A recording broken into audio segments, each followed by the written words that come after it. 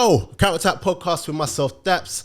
Guys, keep liking, subscribing, sharing, all of that good stuff. As you can see, guys, if you're watching this from wherever you're watching, this ain't the usual setting for my podcast. So I've decided that for the first one this year, I'm going to give you guys something a little different. Happy New Year, by the way. This is my first guest, by the way, since of 2025. Welcome. Yeah, so yes, before we get into who's on the podcast, let's do a little bit of admin. So guys, make sure you do like, subscribe, share. Make sure that you do absolutely go and follow the socials of mine and the guest. And as always, get in the comments and just let me know what you think. Let me know any questions that you've got or any players that you want me to have on the podcast in the future. So without further ado, I've got a player on right now who is another Nigerian super eagle. He is a player that he ain't that great to beat. No, I'm joking. No. He's a stand-up guy, and he's doing great things up here in Scotland. And before I also get into that, I am doing it from Kirsch Kicks here in Glasgow, a great sneaker store from the looks of it. And yeah, I can't wait to get into this. But without further ado, I've got Rangers and Nigeria centre back Leon Balogun. How you doing, man? I'm good. Thanks for having me. Nah, man, it's all good, man. When I first asked you, well, to be honest, I wanted to get you on a couple years ago. Okay. But literally, and this ain't no word of a lie, about a week before, I was going to reach out to you. No. I was going to reach out to you, and then literally, I don't know, in my head you was on like the short list of people, and then you dropped an episode with The Beautiful Game. Wait, and you know them, right? Yeah. I know them. They're my guys. So then, and we've got a group chat. Done them dirty, you know. Done me dirty, and then we're in a group chat together as well, isn't it? So is it? Yeah. Oh, they're my proper guys. The truth is revealed. Yeah. So I was like, oh my gosh, I can't get Leon on now. And then years later, it's come back around. I asked one of our good mutual friends to hook this one up, because what you guys don't know is that I know you see me with all of these players, but they initially ignore my messages, just so you know. So no, Leon didn't ignore me, to be honest, but I did have to, tell Will to give you a gentle. You know what it was? I've seen it because I don't check my DMs like crazy. Every now and then, when you texted me, I've seen it, and I was like, okay, because I don't know, I was busy, busy schedule, whatever. I just thought, okay, let me get back to him later. I think you mentioned like Will and other boys, so I had a look straight away. Yeah. I thought, cool, I'll respond to him just when I've got a bit of downtime. And then I ended up forgetting, actually. And then I think a week later or something, Will actually texted me and said, look, or he called me and said, look, my guy, he's helped me with my charity and everything. He said he messaged you. He's done a podcast. Like he's patterned everything. So I said, oh snap! I completely forgot to get back to him. So not ignoring you. It's just I'm joking. It's all good. Lost Too many others. But yeah, before we get into the main pod, we are obviously here in a sneaker shop. It's funny because when I say I call them trainers, right? But when I refer to it in the shop like this, and I see it like this, and I see the collective side of it, I call it sneakers. Yeah. I don't know. Do you call it sneakers or? I usually call it sneakers, but probably that comes down more to the fact that I'm foreign. Yeah. And for me, it's always been sneakers. Oh, okay. So when I do say trainers, it's just me probably picking up the lingo. Yeah. Just being here for now almost 7 years. So. Yeah. Do you call them trainers or sneakers? Sean? Yeah, more probably trainers, yeah. Okay, so we've got Sean in the background. Sean is the reason why we're able to do it here, letting us use his lovely shop. But yeah, so you are a bit of a sneakerhead, would you say? Or yeah, not as much as before. Probably we said before with Sean, like 10 years ago, probably I would have had a good go at the shop. But as you get older, you mature a bit. Some people get there sooner, some later. It was kind of in the middle, I would like to think. You just find probably your wardrobe a bit more, like your style, what you want to look like, what then suits you. And then you just stop jumping on. I've never jumped on every trend, but you just stop following trends, and then you're less susceptible probably to like fall into a trend, and then go for something where you 6 months later, a year later, you feel like, I don't even give this shoe the time of the day anymore. The good thing with sneakers is, trainers, whatever you want to call it. Yeah. If you buy the right ones, there's a resale value. So that's what I do. Some of my old trainers that I don't wear anymore, I try to sell them. Or I just give them away, even at times. Yeah. So. It's funny you mentioned the resale, because growing up, any trainer that I wanted, you could literally go into the shop and buy them. Easy. But it's not like that anymore. Unless you've got my size feet, that was always an issue. What size feet you got? I'm a 12. Ooh. UK 12. Gosh. Sorry. But yeah, I used to be able to just go into like a JD Foot Locker and find any trainer that I wanted. And that's always been my mentality. But it weren't up until maybe when I bought the Black Cats that I've realized that it's not even, you can't do that anymore. No, because they just try to create scarcity on everything. It's crazy. So, and then I bought my Black Cats, and I looked at the price a couple months back. Bearing in mind I bought them for £180.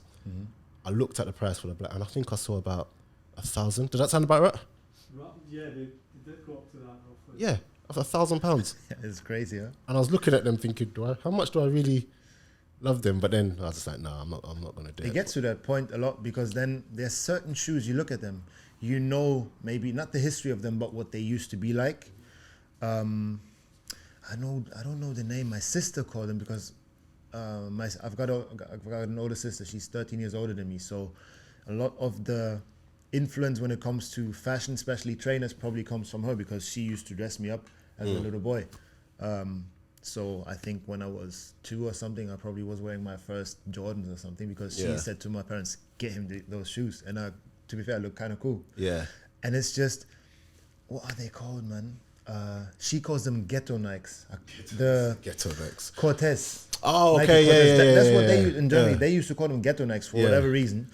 And you see these type of shoes. I mentioned my friend Manny before, who works for StockX actually, and he said Air Forces have touched, a few years ago, they've touched 100, 110. Yeah. And he's like, bro, I used Crazy. to buy like 60. Crazy. Buy them for 60 or 70 quid. And stacked up for summer, and I was just blessed. That was me sorted for summer. And do you know what? And we're going to come off the trainers in a sec, but do you know what annoys me the most about Air Forces? The creases. There's that. But then I heard that if you buy half a size down, the crease ain't as much. I have to go half a size down in them actually, because they run a bit big. They are, yeah. On you, they probably look crazy. But I caught up in terms of height, because when I was young, there's one picture where you can see it actually. In Jordans, the first Jordans I chose, I think they were 12s. And I played basketball at the time in my school team. yeah. And I'm just sitting in a funny position. You just see, because of the way I'm sitting, my leg is like there somewhere. Yeah. So my whole body is like this, and And the your shoes, feet they are just look massive. I think I was around 8 or 9 years old, and I remember they were size 42, European 42, which is what, a UK 9 or something. How old?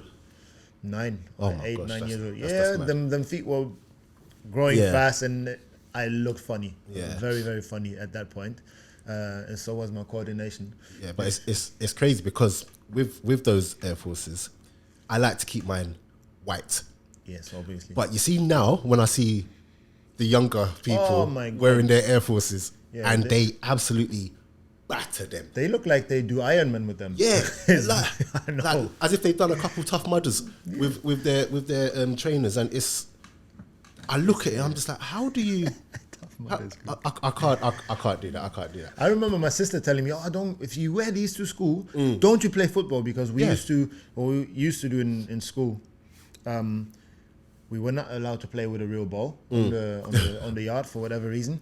So what we did, we took like an empty can of Coke or something, just Oh yeah. Like put the foot down on it so it was flat, and then we kicked about with that. And obviously you would hit the floor, hit the bricks and stuff, and it's just like shoes gone. And my sister, did you wear them to school again?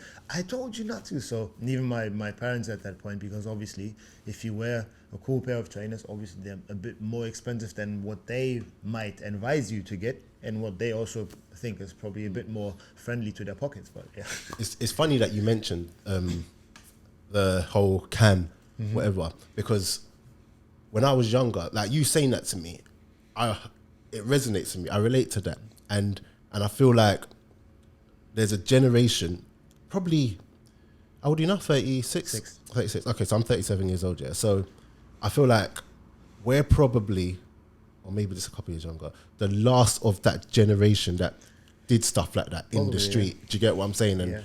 And would you say that sort of stuff, and when I was younger, we used to play in like the cages and everything, and would you say that was, you know, almost like the foundation of your football journey, like playing in the street, or were you just one of those that's always in the academies? And No, not at all. I was in no academy ever. Yeah. At the same time, we don't really have that, or at that point, we didn't really have that concept of an academy. I grew up in Berlin, so we had Hertha BSC, and they had a youth team, and I was there actually for only a year, I think. We had like certain names for it, so I was there it was called the D2, the age group, which was probably under 11s or under 10, something like that. As all of us started as a striker, attacker, because I was fast, I could dribble and stuff, and I started out in a team that wasn't great. I was the best player there easily, and scored many goals. And then I went to Hertha BSC. They took me on a trial for like a week or something, then decided to take me on to the team. That's where I then met a few, well, one of them rose to a lot of fame, which is Kevin Boateng. Oh, yeah. That's when we first crossed paths, really. There was another Nigerian, Chinedu Ede. Yeah. What a gifted player he was. Proper. Unbelievable, and a beast, and the funniest guy ever. Oh, my God.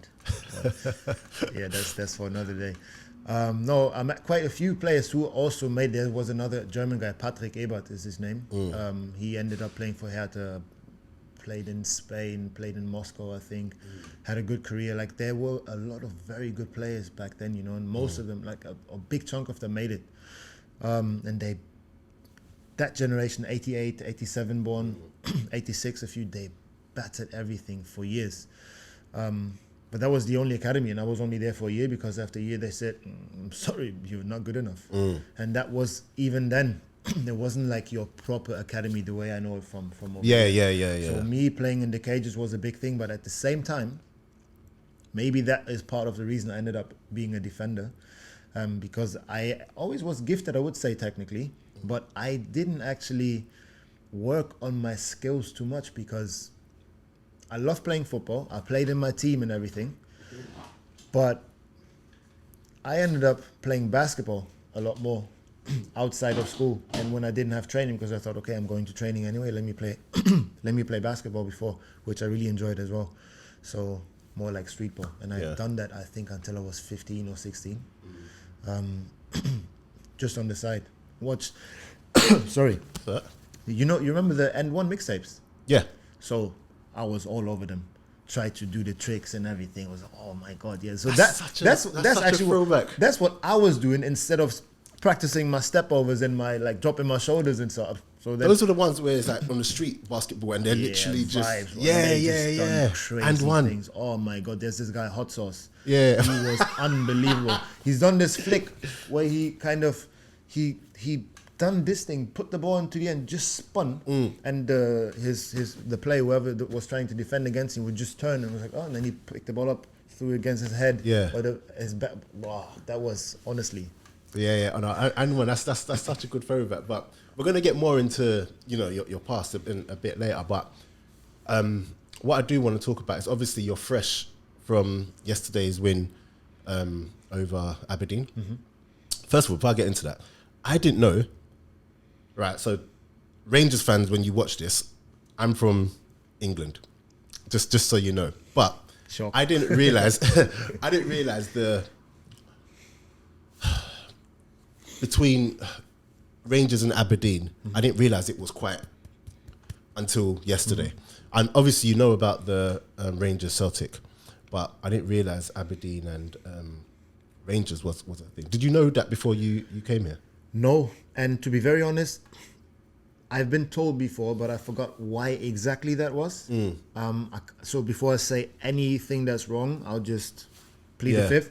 But no, but I know about it. I know how special the game is to the fans, to the supporters. Aberdeen was actually the first game I played for Rangers. Okay. When I first signed. How did it go? Went really well. Yeah. We won 1-0. It was away. And I remember some guy I think it was McKenna, the guy who was at Nottingham Forest. I don't know where he is now. He actually spun me and just threw me against the goalpost head first. Oof. And you just heard, and I was laying there. I was like, oh my God. And I said to myself, welcome to Scotland.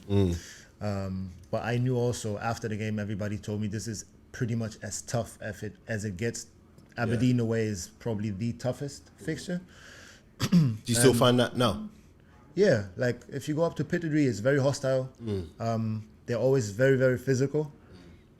We suffered a defeat up there this season, but we leave that in 2024 since we have that privilege now.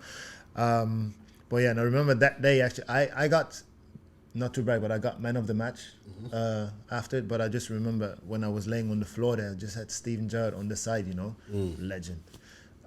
Just his presence, and I just heard him shout from the side, like, we need you, lad. And I was like, I didn't think about coming off, but my head was spinning for a little bit. And I just got back up and then got back into the game. And I remember he almost kind of played it down, but just I think that was his way of telling me, listen, this is going to happen up here. Things like that. It was maybe a bit extreme, but it's going to be tough. I need you to be tough and show them, And yeah, I mean, Steven Gerrard is Steven Gerrard. We'll go through fire for him probably, but yeah, no, it's should I touch on Steven Gerrard? We'll touch on Steven Gerrard in a second. But yesterday, right, we're gonna talk football now. So, I came into the stadium expecting to see a hotly contested match. I did also expect to just see Rangers win, especially because outside of Scotland, I think a few people share my view when we say Rangers and Celtic. If they're not playing each other, they're probably always just going to win. Do you get what I'm saying? Obviously, that's not the case now. And I grew up watching, when it was Rangers in Scotland, I grew up preferring Rangers. So I remember, I don't know if you remember a player called Jorg Alberts. Yes. Remember Hamburg, Jorg? Yeah. Yeah. My oldest friend, Ricky, if you see this, shout out to you. He loved him. He's, you know him, Jorg Alberts, all the time he was talking about Such him. a The player. Hammer. So, the Hammer. Boom! So, such a good player. Played And for then, Hamburg in and then they Germany, had De Boer. Do you Yeah. get what I'm saying? And I remember Ali McCoist. Like, so when people talk What a about guy, man. Ali McCoist like commentating, I'm just like, I remember him when he was playing. So for me, Rangers have always been the best, my preferred team in Scotland. So yesterday when I came, and so I expected to win. Is it frustrating when you can put in a performance like that yesterday where you dominate? Because if I'm being honest, watching from the side, I didn't ever really feel that Aberdeen would. Actually, there was a moment when it was like 1-0 still, and it's still a bit Towards the end. it's still a bit, Got a bit nervy. Yeah, but you guys deserve the win, and 3-0 didn't flatter you guys. Yeah. Is it a bit annoying for you? Well, not annoying, but how do you look at it where you can perform like that in 1 week and then you maybe go away? Because from what I've seen, there's a bit of inconsistencies away. Yeah. So, and then you go Not away. just a bit. Yeah. Actually, Okay, cool. I was trying to be a bit, you know what I mean? No, and then, you don't have to be diplomatic with me. You can just say it as it is. yeah. Don't worry. So, like, why is that? Or no, first of all, how frustrating is it, and why? What do you think it is where you can put that performance in and then it just doesn't replicate maybe away from home? It's hard to say, really, and that's probably where the frustration lays, because I feel like everything I could say would sound like an excuse. Because if you mentioned yesterday's performance, then what is it now, 3 weeks ago, I wouldn't say we absolutely battered Celtic. Loads of pundits said it, but we dominated them and won convincingly 3-0 in probably the best game we played against them in a long time. So you can do that. You can play against Tottenham the way you do, but then you struggle domestically, especially away from home. So you're like, what is it? And I'm never going to question the character of my boys, of my teammates. Impossible, because they are great. They've got heart and everything. But we just lack consistency. I don't know if this is some sort of learning curve, because there's a lot of young players where they just still have to grow. I wouldn't question their mentality. Like I said, it's really tough. So that's why I don't want to put my thing or my finger on one thing. But just to draw a line, we are not consistent enough. And at this club, it's not good enough. Yeah. I'm sure the pressure can be quite something. But if you sign for this club, you need to know that this is normal here. Because I've always said it when I had the chance. I think football fans can be extremely unreasonable. And I don't say this specifically about Rangers supporters. I mean, you know Nigeria. Yeah. Nigerian supporters. I said it not too long ago in an interview, that the expectation level over there is ridiculous. Insane. Yeah, it's ridiculous. And you know how Nigerians are as well. Like, there's this, what the guys are called? Shits and gigs. Oh yeah, shits and gigs, yeah. And how they say we are so poetic when we insult Oh, people. when we insult, yeah. And it's true. Like, or if we criticize people, we are so poetic and harsh. And yeah, that kind of prepares you. Personally, I was lucky enough. I never really got too much stick over there. I think I can only remember one time, really. But it sometimes gets to a level where it's just so far beyond reason, where you're just like, oh my God. But at the same time, you need to know and understand and just accept that here, and I use clubs that I played for, it's going to be very different compared to Brighton or Mainz in the Bundesliga, because you don't have this type of pressure there. You don't have a stadium that is like a museum, pretty much. Yeah. Like placid in trophies. You don't have that there. And no disrespect to those teams, but that just builds an expectation level where fans are going to say, listen, this is the standard. If you're not ready for it, get out. Do you know what I noticed as well yesterday at the game? There's that, so the end that you guys were shooting in the second half, there's that little... The Union Bears. Oh my gosh. They used to be on the other side, actually. I think they moved. I'm not sure if they moved over this season or last season. I can't remember, but yeah. Yeah, I was looking at them yesterday. They don't stop. No.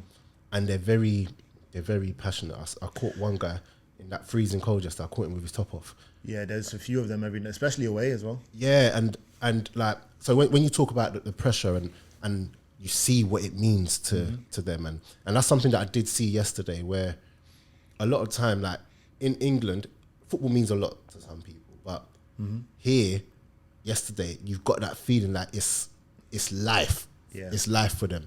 Do you get what I'm saying? And does that replicate in terms of pressure on the pitch, do you reckon? It depends. I think on your personal stance with it, and how you deal with it. Me personally, this is something I use, or I don't use it, but I would like to think that I understand it.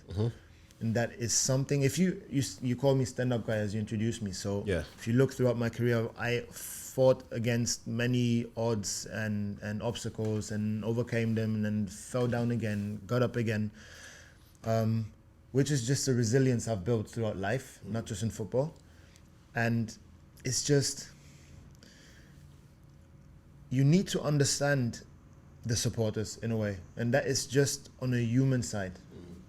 So if I'm not wrong, I think Glasgow not too long ago, maybe 10, 15, 20 years ago, I think was crime capital of the UK. Oh really? I think I've heard something like, but you can see it was a rough place. I think that's fair to say.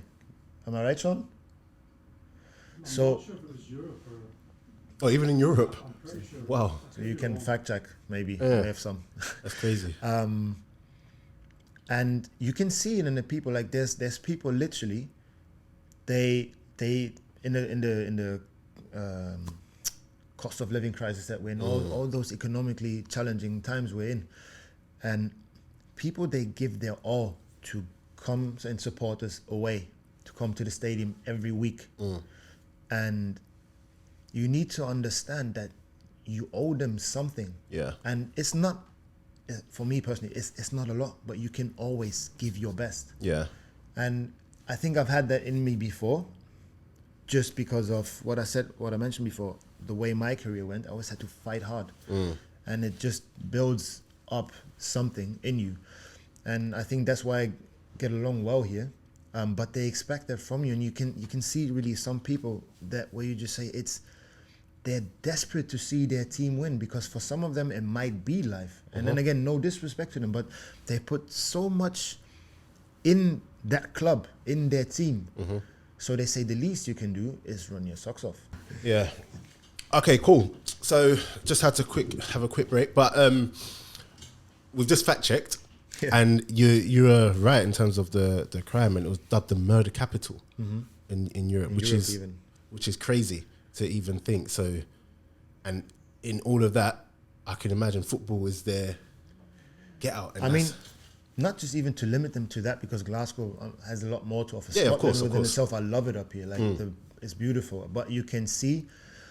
I mean, I've been here for 4 years now with a little break. But if you ask people from here in terms of how even just the city has developed, what it looks like now, they are probably, oh yeah, it's went like this. Yeah. Compared to what it looked like.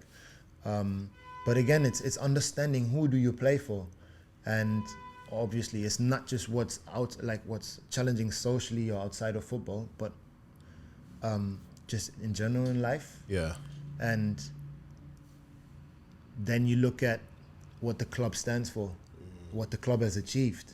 So all of a sudden it's not just a passion, it becomes something people identify with. Yeah. Because like, this is my club, we've won this, we've won that, we've won that. Club with the most trophies in Europe, all these type of things. Okay, so you say that then. So how do you think they're feeling right now when, and remember I was saying that when I grew up, Rangers were the main team. Yeah. And so now that you know that they have these standards, and you know that they want to win, and that's what the club is about, and that's what they represent. Now, when you look at the table, I don't know off the top of my head how many points behind Celtic Should be you 12 are. if I'm not completely. Okay, 12. They see 12 points behind. Like, they must be thinking like, what is going on? But then within the club and within yourselves, how does that make you guys feel? Considering, if anything. And me as a fan, and me as someone that's actually played, I think what people can get their head around sometimes is, if you can't win all the time, but at least challenge and at least keep it, close and within reach. So when it's as big as it is right now, how does that make you guys feel, and how does that translate into what you might receive back from the fans? Like, do you understand? I do, for sure, because when I first signed here in 2020, everybody made it so clear, so clear. So that Rangers gene, that Rangers identity was just instilled in me. But I was also blessed enough to be around Alan McGregor, Stephen Davies, Scotty Arfield. Conor Goldson was a great person for me to lean on, because as much as he's younger than me and also wasn't as decorated as Alan McGregor or Stephen Davis, for example, Jermaine Defoe was there. He understood what this is about. James Tavernier, who's still here, they all helped me so much. Then we had young players around, and they made sure that from the minute I stepped into the building, I knew, look, this is the way, and that's it. Yeah. This is not like other places. You don't have a lot of time here to adapt. They give you maybe 2-3 games max. If you're then not performing, like, you're shite. That's what, done. Yeah. And it's hard to come back from it. And I said it in past interviews that I wish I would have come into such an environment earlier on, because that really fueled that winning mentality that I had already, and that ambition, even like in a different way. Yeah. So there's just no other option, and they just made sure I knew straight from the get-go, and I think that was part of the reason why we were so successful. Everybody just knew. Yeah. And also, if you were not like pulling your weight, it would be sticky. It's not nice that you wouldn't. It was always a good group, but you would feel that okay, I need to step up my game here, otherwise it's not going to be a pleasant time here. Yeah. You as a player now, when you get maybe the crowd, and maybe you've not experienced it, but when the crowd, no, in fact, let me rephrase this question. How difficult is it when the crowd start, or the fans start murmuring and thinking, and kind of not supporting the player anymore? Because I think that's a bit strong, but let's say they're not happy with the player, and you see it, but you know that it's not just, as easy as the person ain't pulling their weight or whatever, and that they're actually trying their best. Like, is it hard to not come out and actually just speak and say, look, he's trying, he's doing this, you lot just take it easy for him? Or is that just part and parcel of what comes with playing for such a great club? It is, but it shouldn't be. Not to that extent, because we had it here in the past that a player comes on, gets booed, player comes off, gets clapped off, but like in a sarcastic type of way. Yeah. I don't know if I've ever said it that clearly, but I don't condone that at all, because I think, it's the same player that you would actually want to score or to defend better, to play better passes. So you can criticize him heavily, but what's the language? And these type of things. This is just, it's extremely disrespectful. Now I know probably some fans would say, yeah, but his performance was disrespectful. But if you see the effort, then you can't put that on disrespect, because he's tried his best. All you can do is all you can do, right? Now, if it's not enough for your standard, but he tried his best, okay, then you can criticize his quality. That's fair enough. But there's always, I say this a lot, like it's always about how you do things in life, and certain things are off limits for me. So that's poor, and it's your own support. And then, like I said, I've witnessed it, not against me personally, but I've seen it with a few players, and it's always tough. And you kind of try to lift them up then.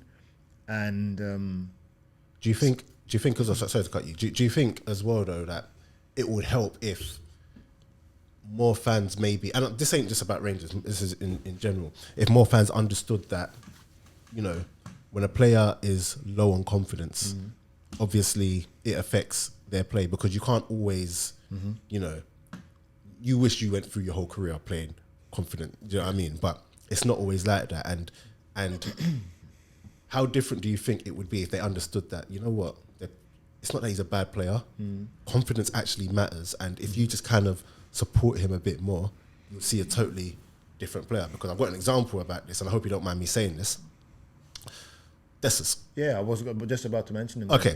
So it happened yesterday. So yeah, so Cyril Dessus, outside looking in, really good player for me. I think he's a really, really good player.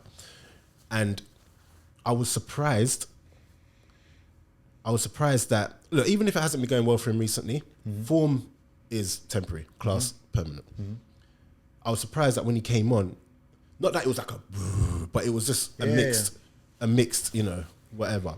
But, and I was surprised at that. I was just like, oh, okay. But then, to give them credit, when he scored, it's literally just like, do you know what I mean? So he's obviously got the quality, and one thing I like about his goal as well. Yeah, exactly. He had a lot to do there. So. I was just about to say, once it's bounced over the defender's head, he's got it all to do, and then he's cutting and to finish, slot it away.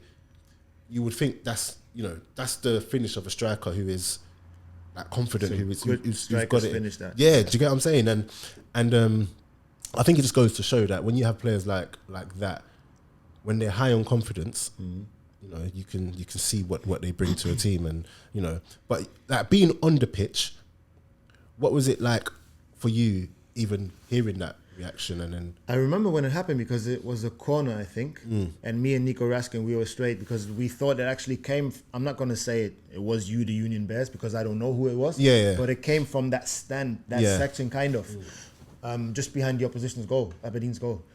And me and Nico were straight, oh, what's going on? Like, no, don't do that. Okay. That was our reaction on the pitch. I don't know how much it helped, but again, I understand both sides. I try to understand both sides because yes, you are frustrated about certain things whether it's Cyril or another player, that's your right. But can you maybe think about the way you express it? Yeah. And again, he's on the pitch now. Ultimately, I think it was still 1-0. Ultimately, you want him to score. Yeah. So there was a time where he played week in, week out.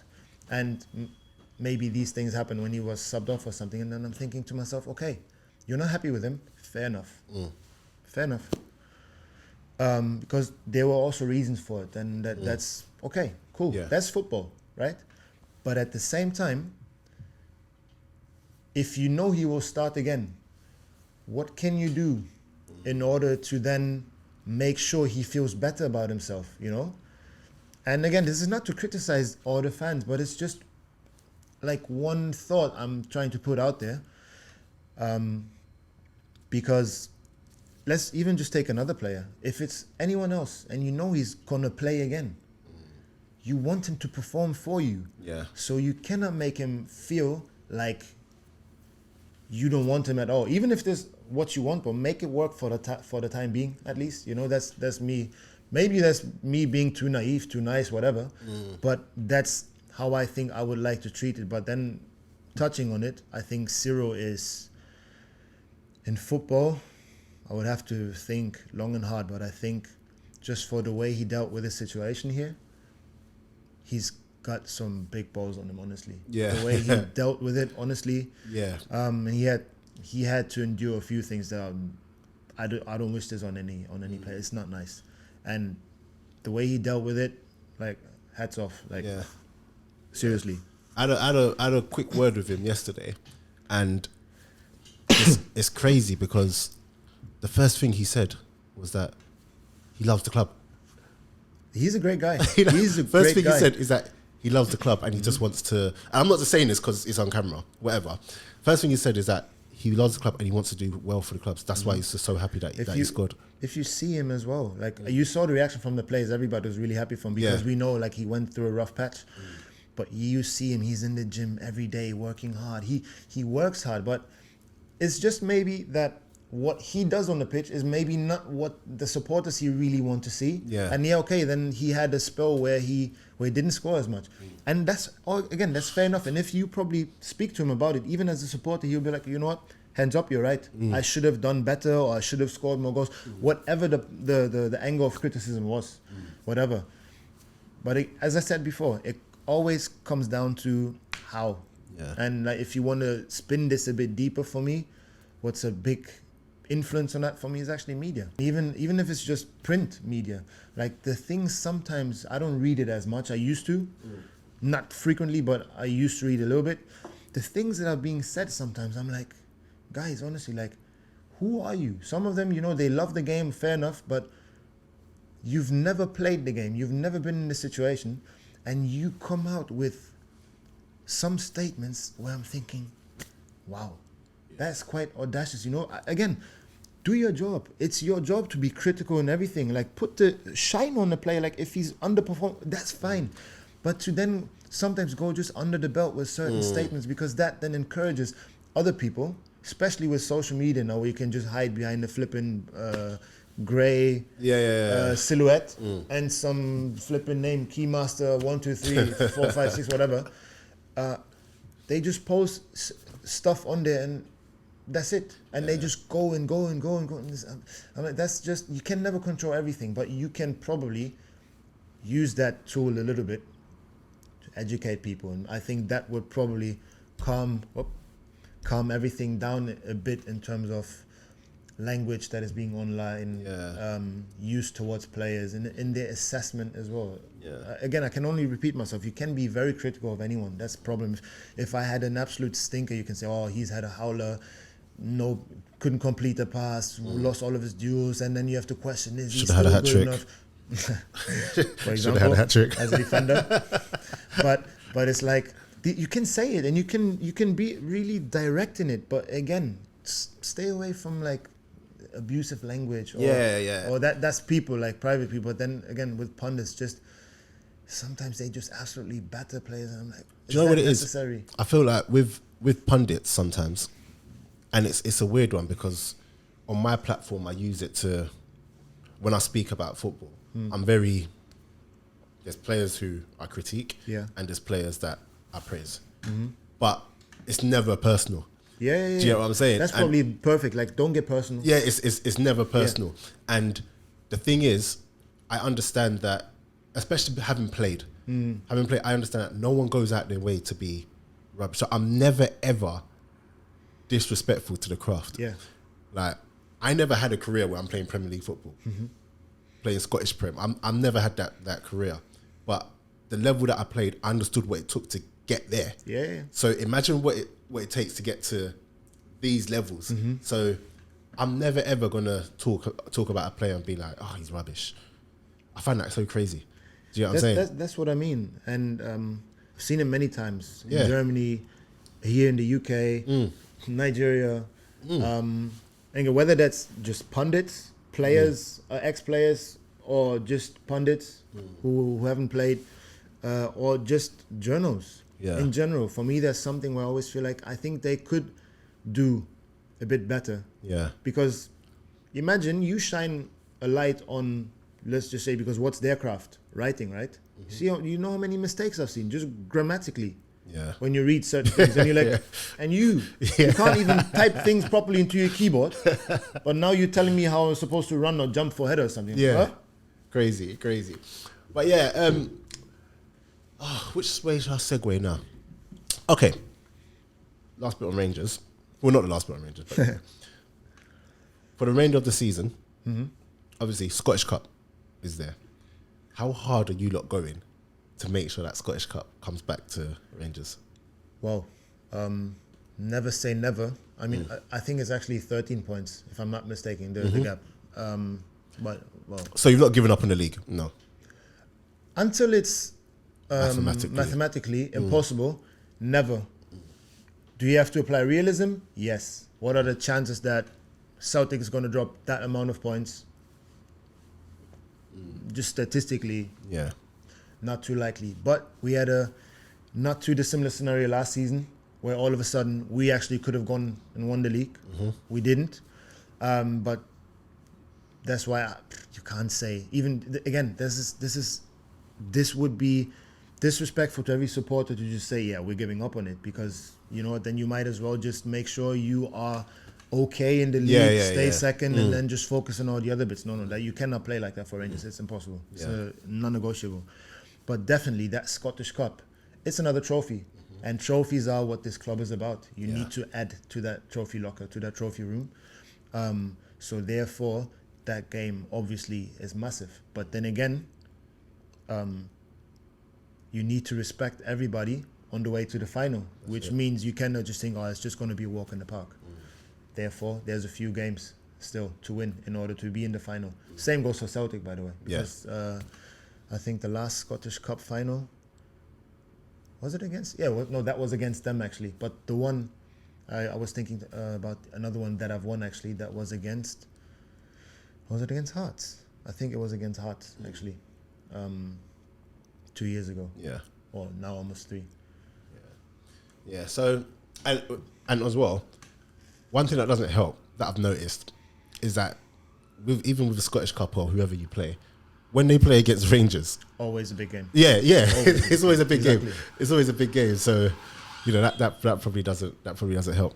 But yes, what I will say is that once again we are in Kirsch Kicks here in Glasgow, and for all of you watching this who love a pair of sneakers, trainers, and this is such a good shop.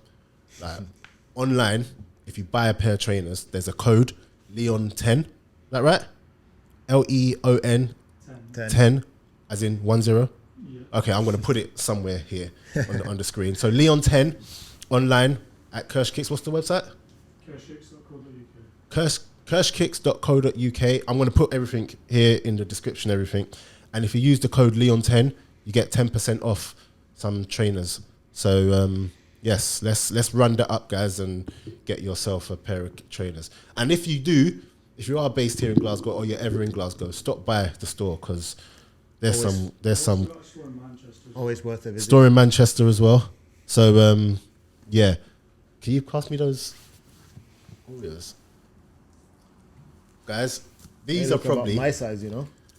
these ones here. What Leon's got Too in his big hands actually. right now. UK 13. Nah. that's These are not me. probably my second best pair of trainers that I own right now. Oreos, I love them. I used to have them. I gave them to you, right? To sell them for me, actually. Exactly. Oh really? Yeah. Why you didn't like them? Yeah, but I didn't wear them as much, so that's what I said to you before. I then look, someone else can appreciate them, who really wants them. Yeah. Go ahead, because why just I don't know what, put them into a random Oh look at these. clothes box, wherever you can donate. Yeah. Yeah, they got some like nice these. ones, man. What are those? Air Jordan 3s retros. Oh, those Jordan Nice. 3? Yeah, see, Yeah. Jordans are just not my, apart Classic. from Jordan 4s, they're just not my And these, level. you must love these Jordan 4s, the off-white. Yeah, off-whites.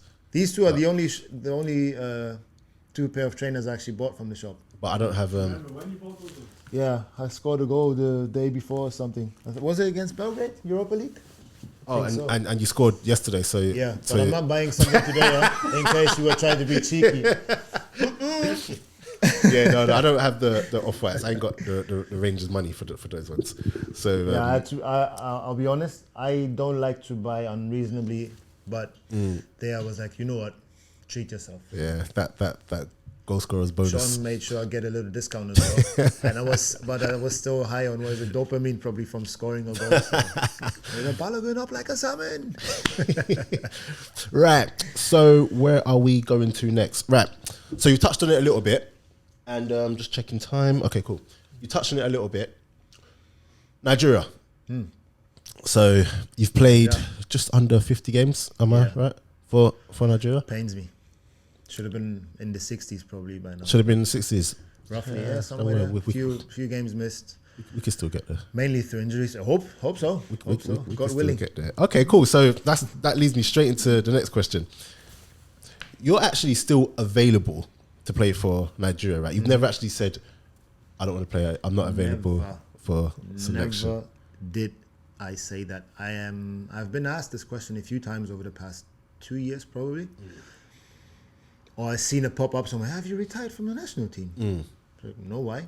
Yeah, you're never there anymore. I said, well, must be another reason, which I don't know exactly, but yeah, I am available. I always have been available. I've been called up a few times prior to the World Cup and also the AFCON, but I was struggling with an injury when I was playing for QPR that wasn't handled with great care, unfortunately. So there have been a few relapses, Yeah.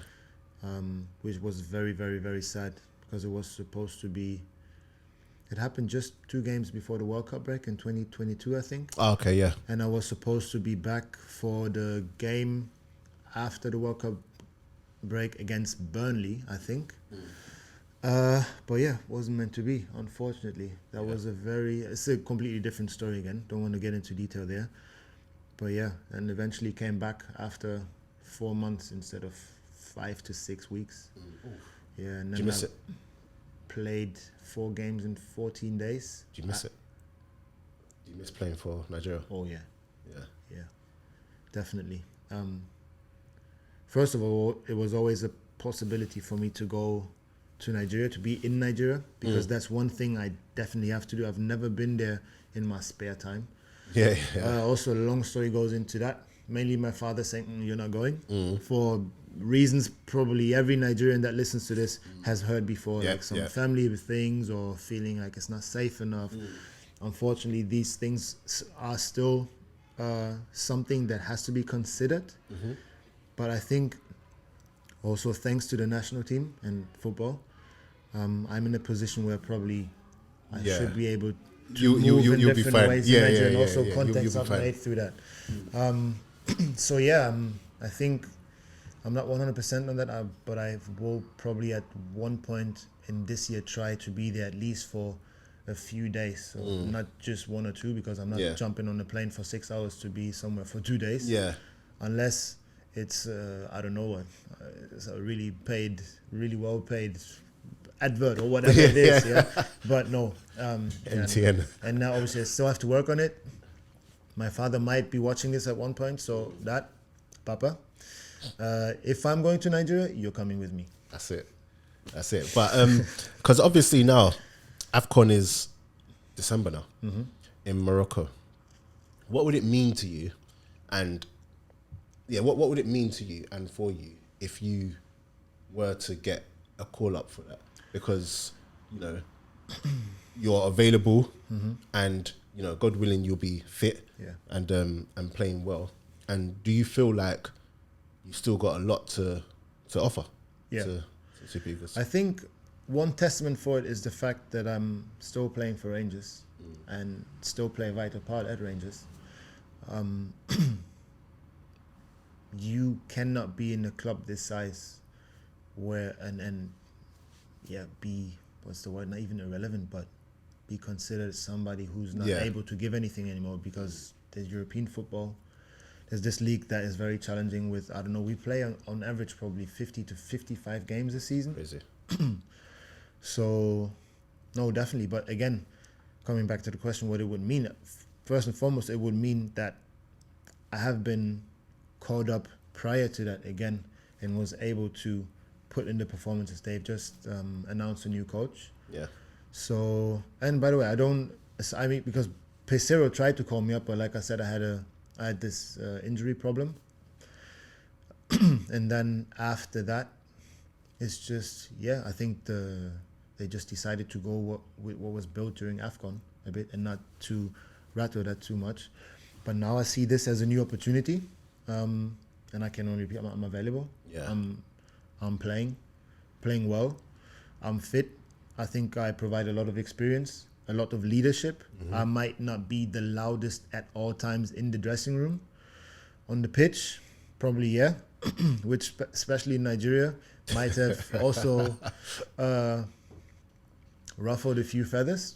Okay, but I think with the team that is there at the moment, there's an unbelievable foundation. The talent, the qualities, unreal. And then it's just about providing a bit more guidance, adding a bit more of my experience. That doesn't mean that I have to play every game necessarily. Obviously, I would love to. Yeah. But look at other national teams and even other football teams. You need that good balance between young, fresh blood, talent, hunger, and just that calm-headed experience and leadership that can steady the boat if it's rocking a bit. And I think it's fair to say in Nigeria, especially in the World Cup qualifiers, it has been a bit rocky. Yeah. Which is why we're in a quite tricky situation. In terms of the World Cup qualifier. Yeah. Yeah. And I'm not saying that it isn't there, any form of leadership. I think Wo, who's been on your podcast, Akong, he's an unbelievable leader. Unbelievable. But I think also that he probably could use a helping hand. He can't do it by himself. Yeah. Exactly. Yeah. You have Victor Osimhen, but he's leading by example, just by what he does on the pitch. You know, Lookman stepping up now. Exactly. And I haven't been around him too much, but he's a very calm character as far as I can judge. And again, he's leading. He's just doing what he's doing. You know, he's just a player. You don't have to worry about him speaking in the dressing room or on the pitch. Yeah. You just know, make sure we use him in the best way, and he's going to bless you. And there's many players. Alex Iwobi, for me, stepped up massively. He's been criticized during AFCON so much, and I was like, what do people actually, don't they see? He sacrificed for me in that AFCON what he's best at in order to help the team defensively, which is, no offense, Alex, but it's not his strength. He's not a defensive player. Look at him, what he does at Fulham this season. Yeah. That's what he is. He's a, 8, 10 winger, but he's an attacking minded player. He's an attacker. And I thought he gave us so much, and will he make mistakes in that? Of course. That pressure playing for Nigeria is a lot. And did you ever really experience the negative side of the pressure with Nigeria? Once, for sure. Once. I mean, one time on social media a little bit. I was a bit dramatic about it in my response as well, but just in terms of what I posted. When I look back at it, I think I deleted it actually because it was like, whoa, like why? Like you're just human, but again, learning experience. Because I made a mistake in the AFCON in the end, didn't cost us really. We lost the game, but I think I can't remember, but I think it actually made the next game potentially a bit easier. I have no idea. Forget about that even. Like, doesn't matter. But where I really felt it was we played, I think it was Sierra Leone at home. Could have been a different nation, I'm not entirely sure. We were up 3-0 or 3-1 at halftime. Scored the fourth goal shortly after the second half kicked off. I think I came off around 60 or something, I don't know what. But the game ended 4-4. I remember that.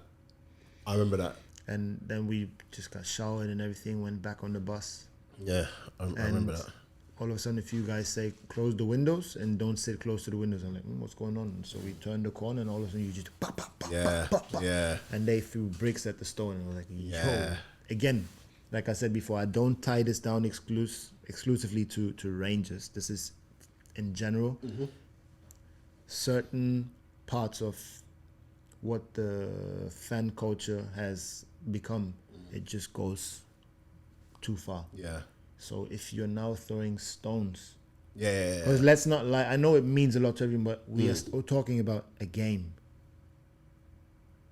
So it shows you two things. On one hand, the obsession and in certain parts insanity, but it also shows you what you mentioned before, that pride, that obsession, identification with your club, with your team, and which is a beautiful thing, but there's a danger behind it when people are not able to control their emotions, which is the vital part in this, I think. Yeah, and I think that's why the AFCON, the previous one last year, was such a massive thing for the nation, because it was a bit before that, and it just restored the energy and restored the good feeling in Nigeria. And the thing is, when the team are doing well in Nigeria as a whole is just a vibe, bro. Yeah, do you get what I'm saying, man? So you know what? I love it. Whenever I go there, I always film the crowd. Yeah, I will always film the crowd, because, like, for me, that's the embodiment. It's the essence. Of Nigeria. Do you get what I'm saying? And I absolutely love it. But yeah, hopefully we get to see you again in a Super Eagles top in March, hopefully. In March, hopefully. That will be the next opportunity. So always look at the next. Putting this out there. So, Rangers fans, I know you guys, are very tribal. So, just put the word out in the comments on social media. Say Leon Balogun needs to get that call up. Yeah, and to be honest, it's not like you don't deserve it, because, and I'm saying this from my point of view. I'm not asking you to confirm or deny this, but we've seen many a time where I've seen many a time where people are in that squad that don't deserve it. So to have a player who is playing well, playing top level football, fit, and actually deserves a call up, and has actually been a big part of the team over the years, and would not hold the team back, but add to it, I think that you should definitely get that. Appreciate it, thank you. But we spoke, and I need to mention, because when we spoke on the phone, I mentioned Ezenwa. Yeah, Ezenwingi. I mentioned Ezenwa, one of my old teammates, and when I was at Sunshine, and then you reminded me about the 6 a.m. calls, the 6 a.m. wake up calls, and that just made me ask you, like, what are some of the funny things that you remember from Nigeria, not just in terms of Ezenwa, Nigeria, or what are some of your experiences that you look back on and you kind of laugh, or you just kind of feel, oh, that was a bit crazy, or whatever. There's many crazy ones that in hindsight you laugh, but at the moment it probably wasn't so funny. I would have to think. I'm really bad at those moments, if you like kind of on the spot, put me on the spot and like ask me, I would have to think a little bit. How did you find Kaduna? How come you guys were in Kaduna? We played against Chad, I think. That was Ekong's first game, actually. Oh, really? Yeah. And I think that might have been the first game for me back, because my first call-up was 2014. So if I get called up this year, that would be 11 years being part of the Super Eagles, pretty much. Which also is a long time. Very you long just time. mentioned Alex there, 10 years. Yeah. So, and yeah, I played right back that game, actually. That was so hot, man. Wow. Yeah, the north of Nigeria is quick. It was an AFCON qualifier, I think, actually. We won, I think, 1-0. I had to play against a guy, oh my God, he was a menace. But I kept him at bay. But I just remember the pitch was so dry. That was a funny thing, actually. So they just came with water buckets and just splashed it on the pitch. And I'm like, what's that going to do? Like, it's just, if anything, it's just going to create a pit. But that pitch was so dry because of the heat. It just absorbed it, like, gone. I remember when I went to Kano, and that's right in the north of Nigeria, and nothing could prepare me for that heat. Bearing in mind, I'd been in Nigeria for however long, so I'm getting accustomed to the heat. But in Kano, in Kaduna, it was too much. It was too much. I literally, on the way there, I remember we went out to warm up, just before the match. Within 5-10 minutes, I literally felt like my energy was. Yeah, it deflates you, gone. and you just breathe, and it's just like it's just dry. Yeah, what's going on here? I know. I came off half time in that game, and I'm not even trying to be like, my energy levels were just not there in that game, and it was just so hot. And I think people don't realize. I used to think when I used to watch it when I was growing up in terms of AFCON, I'm like, why are their tops always so wet? And yeah. Now you know. Or then you were like, okay, it's insane. Honestly, it's absolutely insane. But yeah, the last thing I'll touch on is you're obviously out of contract this summer. Hopefully not. Yeah, hopefully not. So, have there been any talks? And you could be as clear as whatever as you want with this, or just say none of your business if you want. Have there been any talks? Speaking outside of this, we've spoken and said that you want to stay, and that would be your preference. How far with that right now? And is that, when you've got like 6 months left on a contract, is that something that could maybe create a bit of anxiety sometimes as well, or are you just pretty calm about it? Not anymore, because I think there were times in my career where I didn't have a lot to show for. So then you would think, what's gonna come here, Yeah. And I wasn't really playing either. Now it's a bit different. There's things to show for. Still playing. The performances are there, the quality is there. So in terms of talks, I think at the moment there's been a lot of things going on in the club. So I think in general there have not been many talks, especially now in the January transfer window. I like to think that the club probably is maybe even looking at a few signings. So with regards to my person, so far I'm not aware of any talks. Unless my agent kept it for me, I have to call him after. No, so far I've heard of nothing.